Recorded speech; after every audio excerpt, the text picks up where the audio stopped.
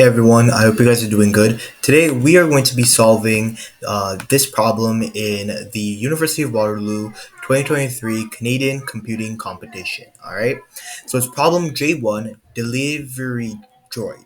Alright, once we're done this, I'll also be posting it onto GitHub so you can check it out. Just go to this link here, which is Hemit99123 and CCC dash prep. Alright, you can see all the source code that I have. And yeah, let's get right into it. So, in this game, Delivery Droid, a robot droid has to deliver packages while avoiding obstacles. At the end of the game, the final score is calculated based on the following point system. Gain 50 points for every package delivered. Lose 10 points for every collision with an obstacle. Earn a bonus 500 points if the number of packages delivered is greater than the number of collisions with obstacles. Your job is to determine the final score at the end of the game. The input consists of two lines. The first line will contain a non-negative integer p representing the number of packages delivered. The second line will contain a non-negative number c representing the number of collisions with obstacles. The output will consist of a single integer f representing the final score. So here it's giving us a couple of different variables that we can work with. There are three in this case. That is the non-negative integer of p, which represents the number of packages being delivered. Then there's the variable of c, which represents the number of collisions, and these are the inputs. Now for the output, we're going to be giving a variable back or printing a variable back, which is going to be represented as f, and this will just consist of our final score. So let's actually try to code this out. I'm going to start off by coding all our input specification. So I'm going to go into my idle over here. I'm just using the Python default one. I made sure to add a title block. Now your teachers might require you to add this in your computer science courses. My teacher does, and it's very simple. It's just a little bit of comments that you have to add, and after that we can get straight into business. So the first thing is I'm gonna say the inputs for the program to work.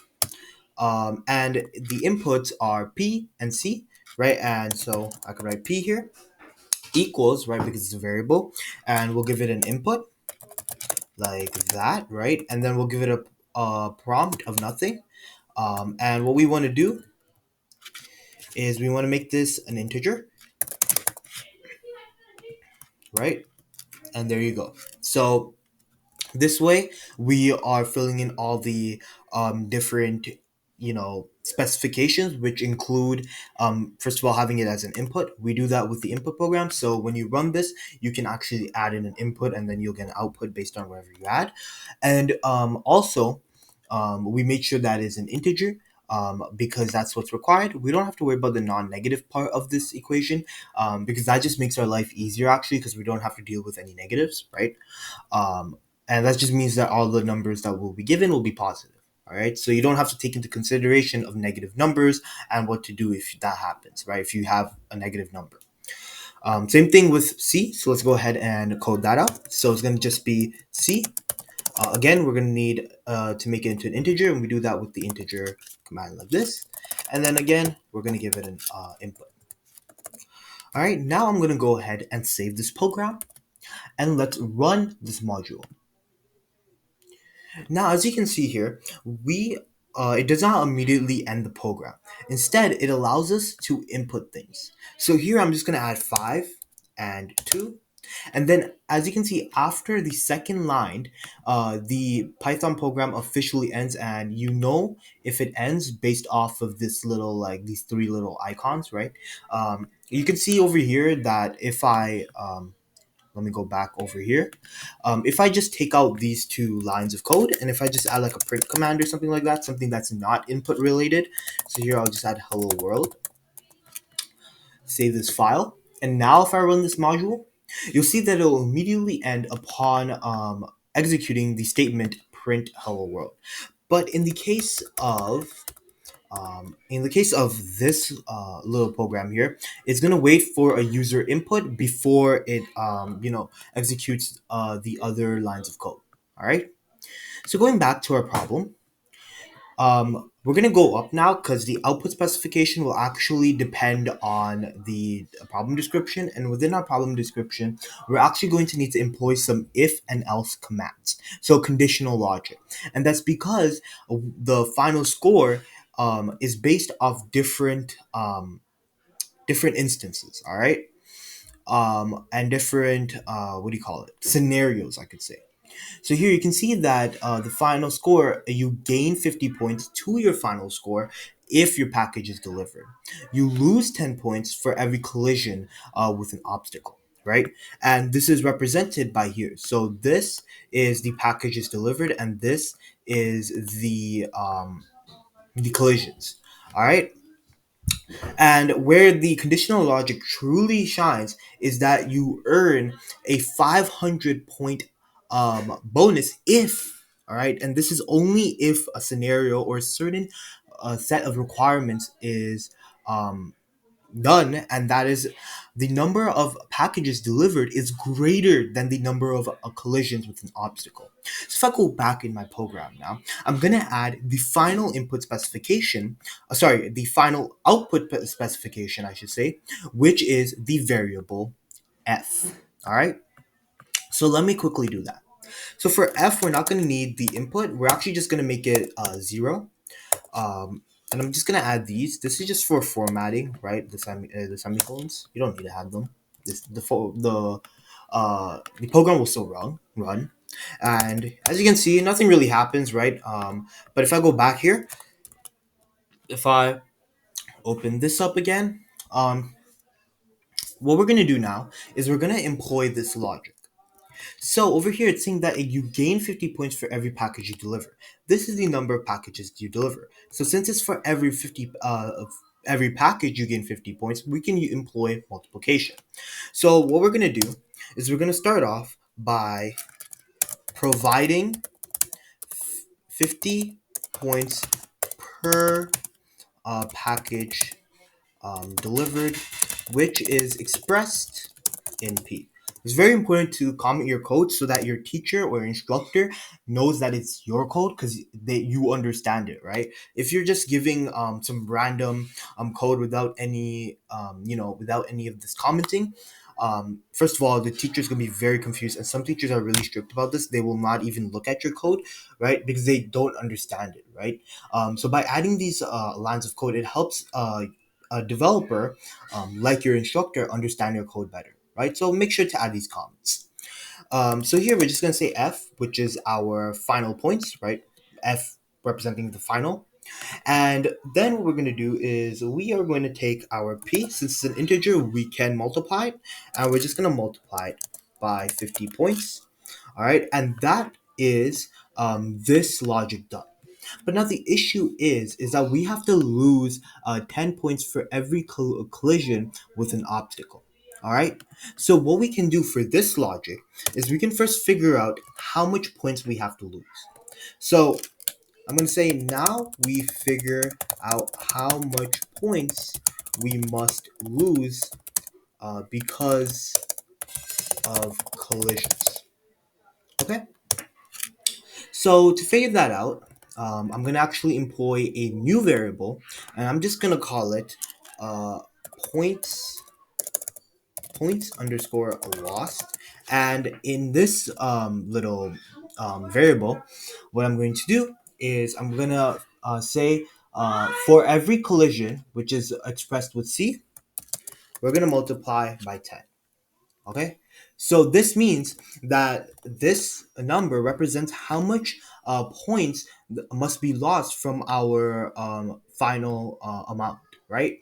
So now what we can do is subtract the amount of points that need to be lost from our total sum to get accurate score. And so for that to happen, we just do f equals f, right? So this will reference to this part, and or you know what we could do actually? Uh, we don't even really need to do this. We could add it over here. That could save us some lines of code. So we could just do like this.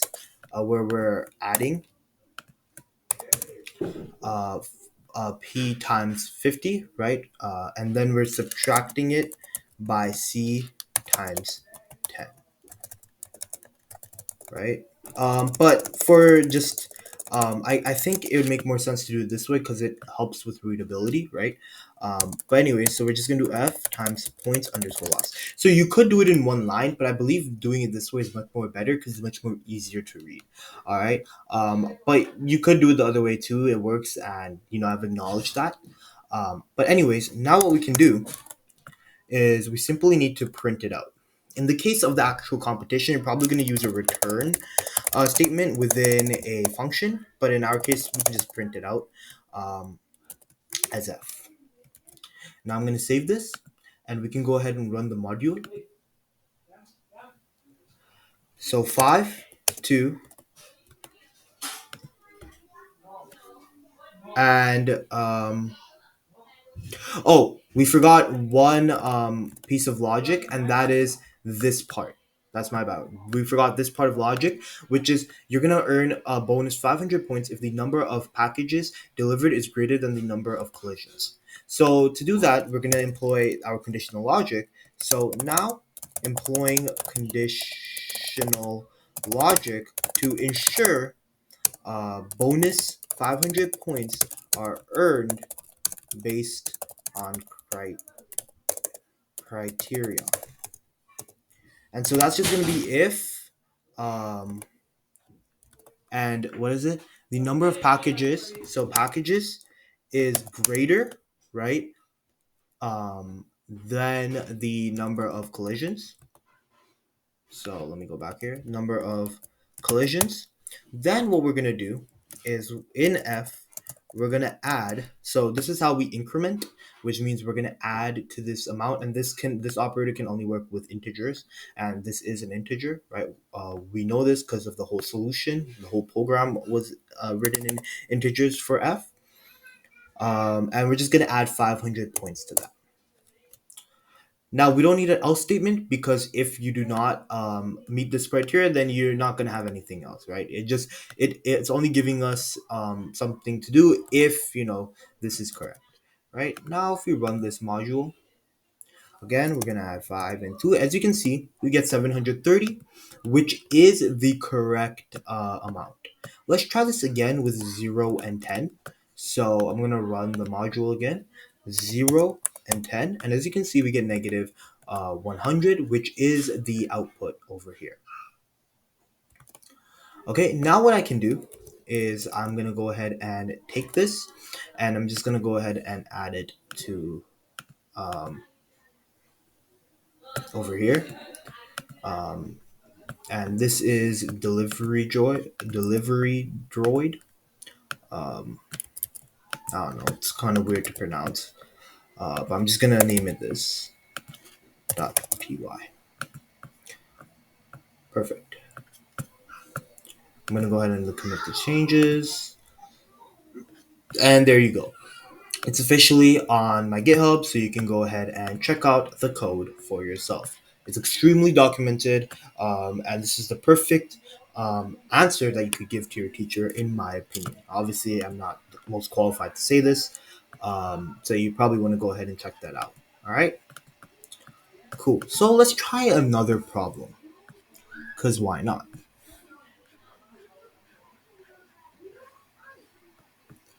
Uh, so what I'll do actually is I'll head to the past contests and solutions, and we'll try 2022's junior one. So let's go to view contest, and I've already done cupcake party before.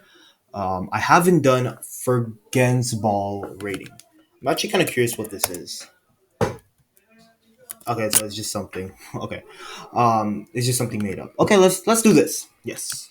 Okay, so what I'm going to do is I'm actually going to exit out of this and exit out of the Python shell. Again, the Python shell just gives the outputs of our program, right? Um, but I'm going to open up the idle again and open a new file, or sorry, it should be create a new file like that. And I'm gonna close the shell, and there we go. So now we're in the idle window. Again, we're gonna start off with the block, the title block. So student number, ICS 301 course code, and this is gonna be J2 2022 solution. That's the program's name. I'm keeping my instructor's name private, um, just because I'm probably sure that he does not want me to, expose his name like that. Um, so this is J2 underscore 2022. Okay. Now, if I just run this just to make sure everything is good to go, perfect. We're not going to get any output because we didn't put anything out. Okay, let's go back here. So Forkensball players are given a star rating based on the number of points that they score and the number of fouls that they commit. Specifically, they are awarded 5 points for each. I'm gonna actually write this out, but sorry. Anyways, specifically, they are awarded 5 points for each point. Sorry, 5 stars for each point there are. They for each point they score. So they're given a star rating based on the number of points, and so you're gonna get 5 stars per point. So basically, there's a ratio of 1 point to 5 stars, right? Okay, and 3 stars are taken away for each foul committed. So if you get a foul, or if you commit a foul, I should say, 3 stars are deducted. All right, because that's a bad thing. Obviously, you don't want to be, getting to fouls. So for every player, the number of points that they score is greater than the number of fouls they commit that they commit.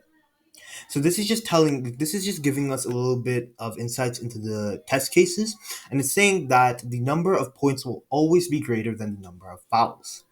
Now, your job is to determine how many players on a team have a star rating greater than 40. You also need to determine if the team is considered a gold team, which means that all players have a star rating greater than 40. So over here we have a couple of different logic, I should say, right? Because again, a little bit of yap here, but with building programs and being a software developer, you're not being paid for a coding, right? Coding anyone can do. You're being paid for building logic. This is why many programmers say that they spend most of their time outside of coding, because they spend most of their time figuring out what they're going to code, right? How they're going to code it. So this is a practical application in much more easier context, but that's why Waterloo has this to get students in that mindset, right? So, anyways, for our logic in this program, there are a couple of things, right? First thing is that this whole program is to figure out the rating of players, right? Players are given ratings based on the number of points, right? You get 5 stars for each point that is made. But now, if you're being a very bad person and you get a foul, one foul equates to 3 stars being deducted. So that is a ratio of 1 to -3, right? Because the stars being deducted, while in the 5 star 2 point logic, the 5 stars are being added, right? Now, the final piece of this puzzle or this logic is that we need to figure out, first of all, uh, the amount of players above 40 rating, right? So when you look at the number of fouls and points there that are committed, and based off of that, you have the cheat sheet of 5 stars are added per point and 3 stars are deducted per foul. You need to figure out who has above 40. Now, a team with all 40 ratings is a gold team, and you need to see if a team is a gold team. All right. So there's a couple of things. You first need to figure out a player's rating. Okay. All players' ratings you need to figure out, and you're given the specific logic for that: the 5 stars and 3 stars. Then the You need to figure out from these players who has an amount above 40. After you figure that out, you need to go ahead and see if all of the players in the team have a 40 rating. Okay, if all of them have a 40 rating, they're classified, their whole team is classified as gold. And yeah. Now let's look at the input specification and the output specification to figure out this logic a little bit more better. Right? Okay. So going into the input specification, the first line of input consists of a positive integer number n, representing the total number of players on the team. So this way we can figure out how many players there are, and that way we can figure out the amount of players that might have above 40, and things like that, things of that nature, I should say. All right. This is followed by a pair of consecutive lines for each player. The first line in a pair is the number of players. The number of points that the player scores. The second line is the number. The second line in a number is the number. The second line in a pair. Oh my god, I can't read. The second line in a pair is the number of fouls committed by said player. So this is going to allow us, this pair of two numbers is going to allow us to determine a player's ranking. Now, both of these numbers, both the number of points and the number of fouls are non-negative integers. This means that they'll never be negative. Okay? All right. So there's two parts of this input. The first one is going to be the positive integer n, which will represent the total number of players. The second one is going to be the pair of consecutive lines, which will represent the number of points made and then the fouls committed. Now for the output, we just need to output the number of players that have a star rating that is greater than 40. Immediately after that, we follow it with a plus sign if a team is considered a gold team. So if a team is considered a gold team, you're going to have the number of players and then the plus sign. Let's look at some examples. So you can see here, we get the number of players, which is 3, and then we get a consecutive lines, as you can see here. So you can see that we have 1, 2, 1, 2, and 1, 2, right? So within these three lines, you can see that um, it's telling us that um, all three of them, all three of these players, because there's three players, all have a rating above 40, and because of this, they're considered a gold team. So we add that plus value. All right. Now to see this more better, let me actually pull up a calculator. All right. And so we're just going to do some calculations and manually try to solve this. So the first three, we discard that because that's just the amount of players that are going to be in this specific input. Now we're going to move on to the next pair of input, which is this 12 and 4. So the first of this pair, right? The first of this pair is going to be the number of points, and then the second of this pair is going to be the number of fouls. So this specific player, we'll call it player A, scored 12 points and committed 4 fouls. So because of this, we're going to add 12 times 5, right? Because that's the number of points, and per each point, we're going to get 5 stars. We get 60 points. But now that's not the final outcome because they did commit some fouls, so we have to deduct some stars. So we have 60 stars. Okay? Remember that. We have 60 stars for this player. Now, based off of the logic for assigning players ratings or the stars, we need to deduct 3 stars for each foul. So we can first figure out how many stars we need to deduct, and that is done by the second line, which is 4, and it's going to be times 3, which is 12. So this is how many points should be deducted from the 60 that we got. So then we can just do 60 minus 12, and as you can see, that's 48, and that is above the 40 threshold needed to be considered like, a part of this metric over here. This process is continued for both of these players, and when you do the same logic that I just did, you get above 40, and that's why the plus sign is added too. All right. So let's actually try this out. And in this case, spoiler alert, so pause the video if you want to try this out by yourself. But in this case, we're going to need to do for loops because we're going to need to iterate to be able to get these two pieces of information. And I'll show you how to do that right now. So first of all, we're going to give an input, and that's going to be n, and that's going to be an integer, and it's just going to be an input. And this is going to be the number of players. Now we have to iterate for each of these number of players. We're going to give two inputs. So what do I mean by this? Well, let me actually show you. So it's going to be for underscore in, because we don't need the a variable for this, right? We just want to run this a couple of times, and it's going to be in range of n. I'm just going to print hello world just for now. Let's save this and let's run the module. And let me run 3. And as you can see, this runs the hello world print command 3 times. Cool. So now that we know that this does this, right? I'm just going to add here for formatting. What we can do is we can add two inputs. And these two inputs are going to be the points earned and the fouls. So I'm going to use P for the points earned, and that's just going to be an integer with an input. And then I'm going to give it a foul, which is going to be another integer, right? Because everything is an integer as specified by Waterloo. And that's going to be the fouls. Now we can go ahead and employ the logic that I just talked about, but with code and these variables. So in our case, 5 stars will be awarded per point. So to figure out how many stars we need to have, right, I'm going to use the S variable. And so what we can do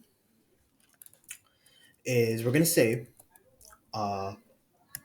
S equals points times 5.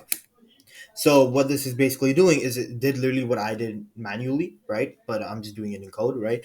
It's just going to add 5 stars per point earned, right? Because that's what we're supposed to be doing. Now what we're going to do is we're going to figure out how many stars we need to subtract by. I'm going to do this all in one line just to make it a little bit easier. So we're going to run that first, and then after that, what we're going to do is we're going to figure out how many fouls there are, and we're going to multiply that by 3, and we're going to subtract it. So basically, what we did here is we essentially have two different numbers. The first number is the number of stars based on the points earned. So these are the stars that should be added. The next is the stars that should be deducted, and hence why they have a negative sign here. This negative sign is actually correlated to this number here because it's talking about deduction, which is a negative outcome, right? You're going to deduct things, you're going to remove things. So in reality, we're just putting two numbers side by side, a negative number and then a positive number here, right? So there's like a positive here, but we're not going to add that, right? But yeah, that is going to be our stars. Or, yeah, we'll use stars. Now what we can do is I'm actually going to add a counter here. Okay, and this counter is going to just be the number of players that have a star rating greater than 40. So I'm just going to use A for that amount. And it's going to start off with 0. Now, over here, what we're going to say is that if S is greater than 40, increment A by 1, because this player is above 40 points, right? So you're going to add it to this amount, with this amount being the output. Now what we can do is after this is run, right, for the amount of times it's going to run these two inputs and then run this logic, right? The amount of the amount of players, right, which is represented by n. After that, what we're going to do is we're going to see if A equals and we're gonna print the amount plus the plus symbol.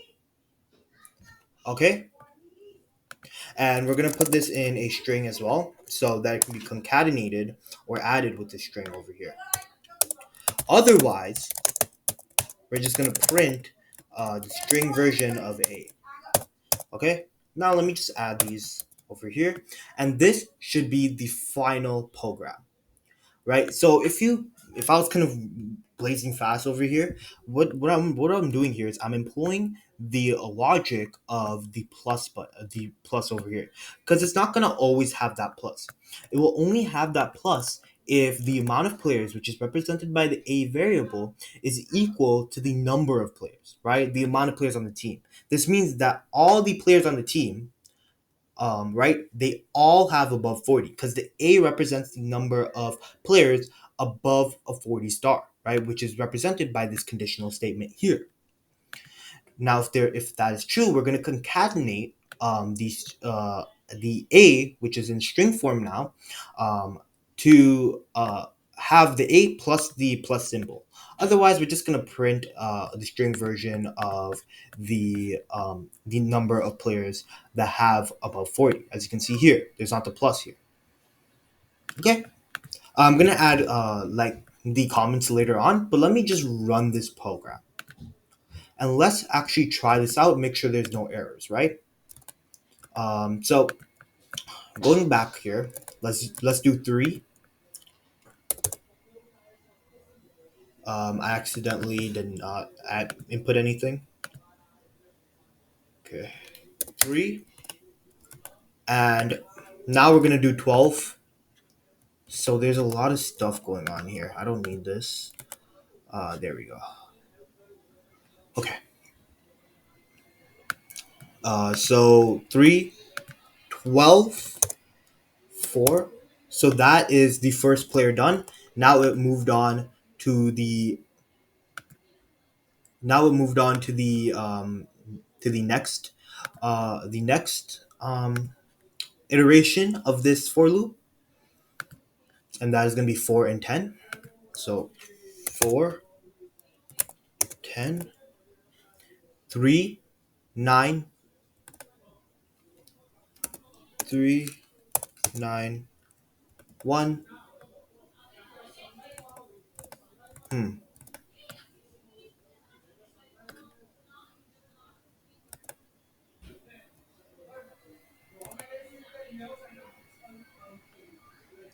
Interesting. Okay, I'm a little confused right now. Wait a second. This is followed by. Okay. Okay, so there's 3, 12, 4, 3, 10, 3, 9, 1. Okay, I think I messed up over here. I'm just gonna copy this and let's see if that works. Okay, I'm gonna just rerun this. I think it's just, a human error, hopefully. There we go. It was just a human error. But as you can see, it's giving me a 3 plus. That is exactly what this output is giving me in the Waterloo contest. Let me try this again with this, right? So in this case, you're getting 2 players. That means that you're going to have a total of 4 inputs after the 2, right? Because there's going to be 2 inputs per player, right? Which includes the amount of points earned and then the amount of fouls committed, right? And as you can see, that logic holds true here because there's 1, 2, 3, 4, 4 after the initial value. Let me add this over here. So let me run this module again. Add it over here. Run that, and you can see that we got 1, which is exactly the output given here. And there you go. As you can see, we have officially solved the Fergen's ball rating problem. Obviously, in a competition, you do not want to take this, or even in a test, you don't want to take this long to solve this problem. I was just trying to explain everything, break everything down step by step to make it very, very simple for you to understand, right? Now, let me go ahead and add the most important part, which is going to be comments. Now, depending on your teacher, My teacher is very, very chill about marks. But still, depending on your teacher, even if your program does not successfully run, right? Like if you ran the module, you put in the inputs and it did not run, if you can comment your code and actually you can help them understand the logic, it would help immensely. All right? It will help so immensely. Okay? So let me just go ahead and add some comments. All right? And so over here, I'm just gonna say run the same program, the amount of times we have the amount of each time for each player, so that we can see each player's rating. This is the this is the two inputs which will collect the player data, the processing based on the constraints given to get to see if a rating is above 40 stars. Okay. If it is, add one, or I should say increment one to the amount variable which will serve as an output. Here we are checking if a team is a gold, or I should say gold team, uh, by seeing how many, if the amount of players, I'm gonna use another line, above, well, I'm gonna make this multi-line actually, above 40 ratings um, is given. Sorry. So here we're checking if a team is gold, a gold team, by seeing if the amount of players above 40 is the same as the actual amount of players on said team. And I'm gonna make this a multi-line like this, and there we go. That was just done, so that it makes everything much more easier to read. Right, it's not separated onto two comments, which could confuse people. If you run this module, it should work the exact same. So I'm just going to use this input case, and you can see that we're getting 1. Cool. Now, as I said, I am going to be uploading this to my Google, or sorry, not my Google, my GitHub. So let's go ahead and create a new file. Forgensball, forgensball.py. Gonna add this, commit my changes, and there you go. That is 2 CCC junior level problems completely done. I hope you enjoyed this video, and take care.